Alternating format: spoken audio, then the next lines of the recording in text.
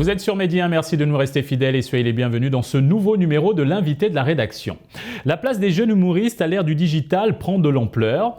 Grâce aux plateformes de streaming et de réseaux sociaux, ils peuvent diffuser leur contenu auprès d'un public mondial et se faire connaître rapidement. Cependant, ils doivent faire face à la concurrence, à la toxicité digitale et aux problèmes de piratage de leur contenu. Et ils doivent aussi trouver des moyens de s'adapter aux changements technologiques pour rester pertinents. Pour avoir un éclairage sur les opportunités et défis que rencontrent les jeunes humoristes à l'ère du digital, nous recevons Mister Kéké, de son vrai nom Oke Mungengi Kéran, un jeune humoriste gabonais qui souhaite bien se faire une place au panthéon des grands humoristes internationaux. Mister Kéké, c'est un plaisir de vous recevoir. Le plaisir est partagé, merci encore pour l'invitation.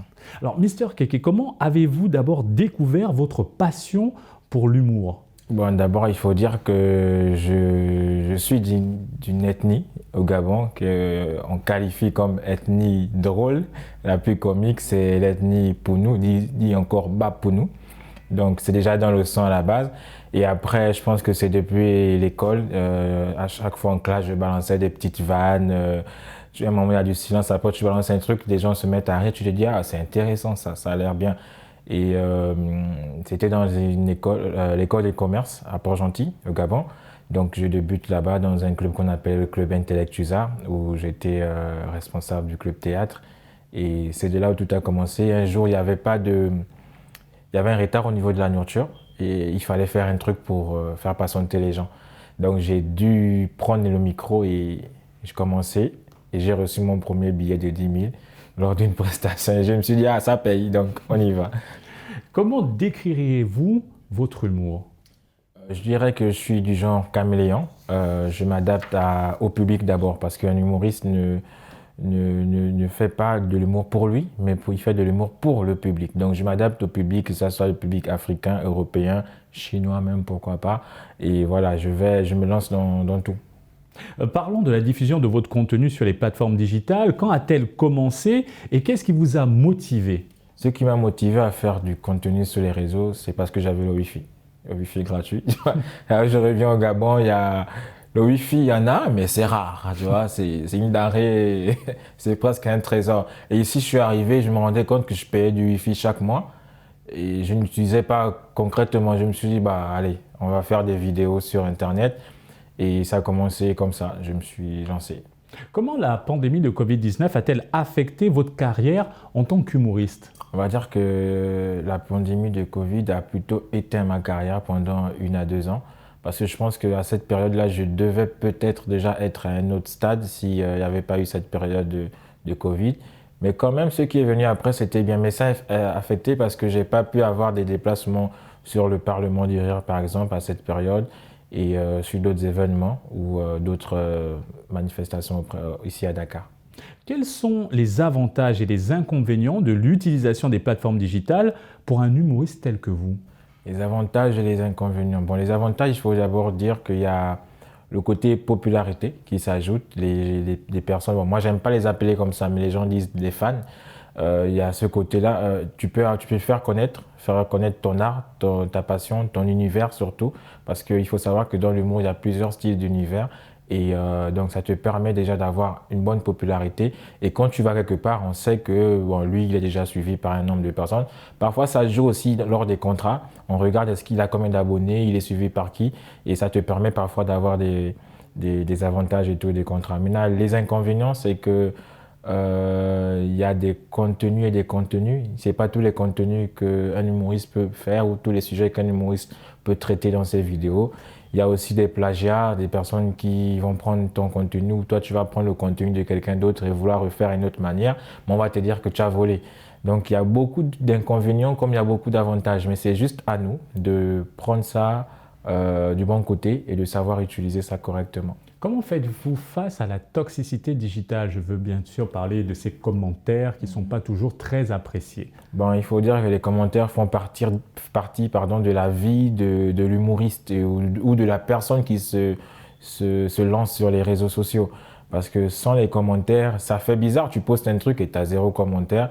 C'est que ce que tu as fait, c'est nul. Donc, si tu as des commentaires, même si c'est des mauvais commentaires, Ne prends pas ça en mal, parce qu'il y a des personnes, moi je prends mon cas personnellement, j'ai eu à faire des vidéos, on a posté des vidéos sur moi où les commentaires n'étaient pas glorieux. À un moment, je me suis dit, peut-être c'est mieux, j'abandonne, je me concentre mieux sur l'école. Mais à un moment donné, il faut savoir ce que tu veux. Est-ce que c'est vraiment ce que tu veux ou c'est juste une passion ou c'est un passe-temps? Si c'est moi, dans mon cas, je pourrais dire qu'aujourd'hui, c'est mon métier.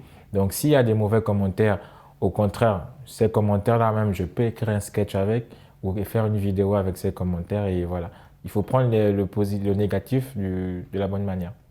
Comment un jeune humoriste gère-t-il la diffusion de son contenu sur les réseaux sociaux et les plateformes de streaming? Avez-vous une équipe ou vous faites tout seul? Comment ça fonctionne? À la base, quand je commençais, j'étais seul. Certes, j'avais des amis autour de moi qui me filmaient et tout. Mais jusqu'à présent, c'est vrai, j'ai mon manager qui gère de temps en temps. Mais je suis à 95% le seul à décider ce que je poste, à décider ce que je ne poste pas. Mais aujourd'hui, je pense qu'il faut poster tous les jours. Il faut poster parce que tu peux avoir un buzz en 2 jours. Le troisième jour, le buzz est fini. Mais il faut savoir maintenir ce buzz sur les réseaux sociaux. Donc, il faut savoir poster. Et plus tu postes, plus tu as d'abonnés, plus tu as de la visibilité sur les réseaux.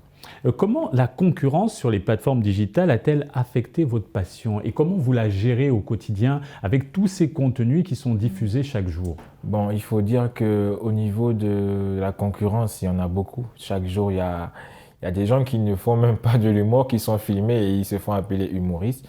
Il y a de la concurrence tous les jours. Et la vie, c'est la concurrence. Tu ne vas jamais aller dans un secteur où tout sera facile pour toi. Il y a toujours de la concurrence.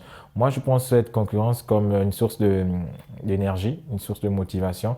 Je me dis, bon, si lui, en 2 jours, il est venu sur les réseaux, il s'est fait 7 millions, 8 millions d'abonnés, je donne un exemple, c'est que, bon, lui, peut-être, il est né avec ça, c'est naturel chez lui, mais il y a d'autres comme Messi qui a un talent naturel et Cristiano qui a un talent travaillé. Par exemple, c'est mon avis, c'est pas l'avis d'autres personnes, mais voilà, je me dis que nous, on est ces gens. Moi, je suis ce genre d'humoriste, je dois travailler pour être au top. Il y a d'autres, c'est naturel.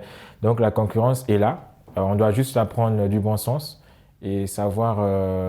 Parfois, tu peux même prendre celui qui est plus bon que toi pour faire une sorte de featuring sur les réseaux et puis voilà. Mister Keke, quelles sont les opportunités et les défis auxquels vous êtes confronté en tant que jeune humoriste? Les opportunités d'abord. Je voyage beaucoup. Je voyage beaucoup depuis un moment. L'année 2022 a été une année de voyage. Mon passeport est fini. J'ai renouvelé. Les opportunités sont multiples. On t'invite dans des endroits où tu ne pensais pas aller. Tu rencontres des humoristes que tu ne pensais que voir sur YouTube ou à la télévision. On t'offre des trucs gratuitement. Tu manges cadeau. En fait, tu es traité comme quelqu'un de Reconnu et d'important. Reconnu, voire un demi-dieu, tu vois. Et ça, déjà, c'est un bon truc. Quel est l'événement qui vous a le plus marqué dans votre carrière l'année dernière? L'année dernière, quand j'ai remporté le concours Mon Premier Montreux, je suis sorti deuxième, bon, soit du jury, le coup de cœur du jury. Déjà, à l'école, même pour sortir entre les 5 premiers, c'était compliqué. Donc là, sortir deuxième, gagner un prix, c'était énorme. C'est un événement qui a boosté ma carrière aujourd'hui. Et c'est vrai, après, il y a eu le voyage en Suisse sur Montreux pour le festival de Montreux Comédie. Votre humour, il porte particulièrement sur quel sujet d'actualité? Quels sont vos domaines de prédilection? J'aborde tous les sujets. J'ai pas de barrière. Peut-être, si je sais pas, bon, peut-être ce qui a trait à ce qui se passe dans la chambre, mais ça dépend de comment on le dit, ça dépend de comment c'est raconté. Mais sinon, aujourd'hui, on peut rire de tout, mais il suffit de savoir utiliser les mots et savoir dans quel contexte le faire, en fait. Alors, comment trouver le juste milieu entre de l'humour et l'humour de mauvais goût, voire offensant? Un bon humoriste doit rire lui-même de ses vannes. Mais là, il faut savoir aussi quelle est la communauté qui peut rire de ses vannes. Je ne peux pas venir faire devant une communauté sénégalaise, par exemple, ou musulmane, pour globaliser, un sujet qui a trait au sexe, par exemple. J'étudie le public. Je sais automatiquement que ça ne passe pas avec leur cadre. Donc forcément, si je veux parler d'eux, je ne peux pas parler de religion parce que même la religion, c'est un truc assez sensible pour eux. Donc je vais forcément prendre un truc que eux et moi, on vit ensemble. Donc le quotidien des parents, quand on grandit, les anniversaires, comment c'est fêté chez eux, comment c'est fêté chez nous. Donc les sujets, on peut traiter de tous les sujets, mais il faut savoir étudier le public. Voilà pourquoi quand vous remarquez certains festivals, comme par exemple, si je me permettais de citer le nom, le Marrakech de Rire, les humoristes francophones qui arrivent sur cette scène, ils ont toujours un mot en maghrébin qu'ils balancent sur scène. C'est parce qu'ils étudient le public. On ne va pas vers un public inconnu sans savoir ce que le public aime. Mister Keke, merci pour cet éclairage et d'avoir accepté notre invitation. Merci beaucoup à vous et je vous remercie. On se dit à la prochaine. À la prochaine et merci à vous d'avoir suivi cette émission. Très bonne suite des programmes sur Média.